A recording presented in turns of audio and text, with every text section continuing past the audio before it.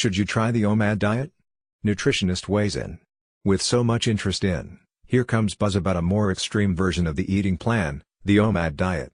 OMAD, the acronym for one meal a day, is sometimes also called the 23-to-1 regimen because a person spends 23 hours a day fasting and only eats during a 1-hour window. A much less strict version of the approach, which requires fasting for 16 hours and allows people to eat whatever they want the rest of the day, has many fans among researchers and dieters. But experts are much more wary about OMAD.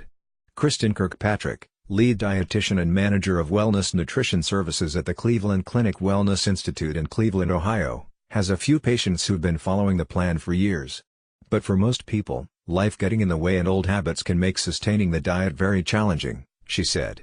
While I am a fan of fasting, this approach is not something I would advise in most scenarios, Kirkpatrick told Today.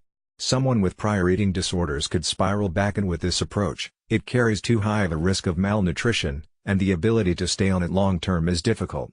Still, OMAD in one form or another is a regimen people have been following even before the diet had a buzzy name.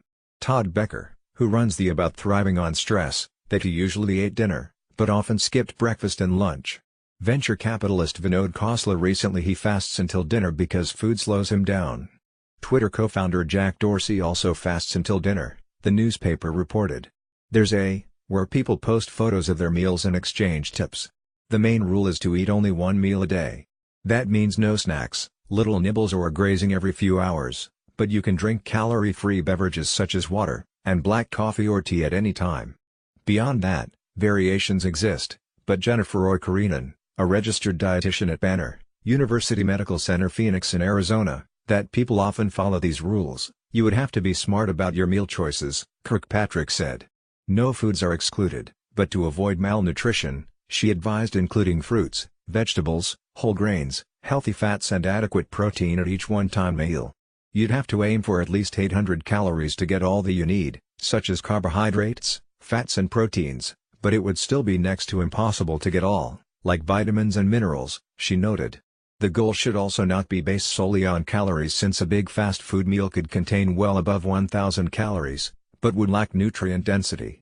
A typical OMAD meal would likely have to have larger than average portions and more fat to boost calories. Meals should also vary from day to day to ensure nutrient variety, Kirkpatrick noted. She suggested this sample meal, which doesn't follow the one-plate rule. Kirkpatrick also advised taking a daily multivitamin and fish oil supplement. Yes, is all but guaranteed because this is considered a very low-calorie diet, Kirkpatrick said. Starvation is the presence of malnutrition, where the body begins to seek fuel from muscle because it has no other options, Kirkpatrick noted.